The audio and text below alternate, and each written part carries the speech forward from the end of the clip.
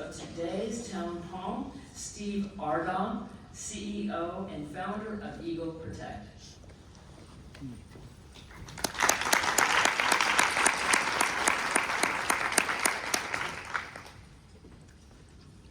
Hi everyone. The food safety force is strong in this room, I can feel it. Apologies first, we've got a battle with the accents. I'm a New Zealander, so do your best to try and understand me. I appreciate it.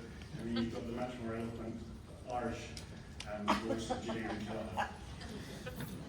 I just need 2 to 3 minutes of your time to tell you a little bit about something that's very dear to us, the disposable glove industry. I've been in it for over 20 years now. And we're on a mission to save the US food sector one glove at a time. Our job, all of us in this room, is to keep people safe. To keep us safe, we need to know the latest information and be up to date, and particularly on something that's not often thought about, and that's disposable gloves. So I want to sort of start with a riddle. What are 3 questions you don't want to hear when you source your disposable gloves? First question, would you like blood and bodily fluids with that?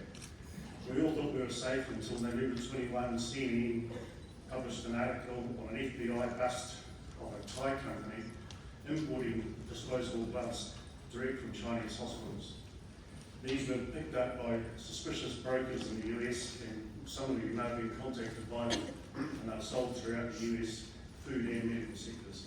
That particular bust was 200 million gloves, and they said that was just the tip of the iceberg. The second question you probably don't want to be asked is, would you like a banned carcinogen with that?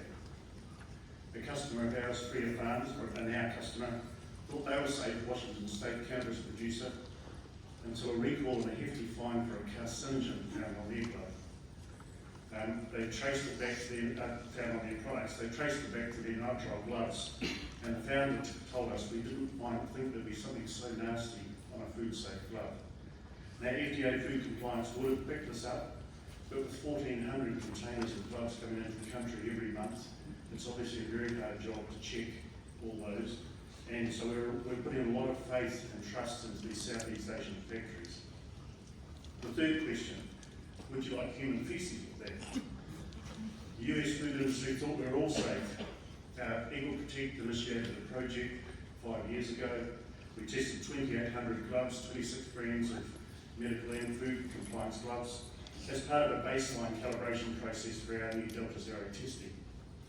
We found over 50% of the gloves had indicators of fecal matter, and we found over 260 other pathogens on the gloves. This is a real long-term science study that we're now submitting to the Journal of Food Protection for peer review. Now remember, FDA food compliance is focused on chemical content and migration potential. It doesn't look at bioburden or physical properties of the glove. That's our job in this room, to make sure that we're sourcing safe gloves for our companies and our customers. Excuse me. Now, we all thought we were safe until we came to understand that potentially the bulk of gloves coming into the country are contaminated with pathogens and the like. That may cause you, your company, and your customers harm. If you'd like to know more about this research, please come and see us at the Eagle Protect booth number 328. We'd be happy to talk you through it. And let's finally move disposable gloves into the new era of food safety. Now, it's my very great pleasure to introduce Gillian Keller, someone I met many years ago when she was wearing the Weapons hat.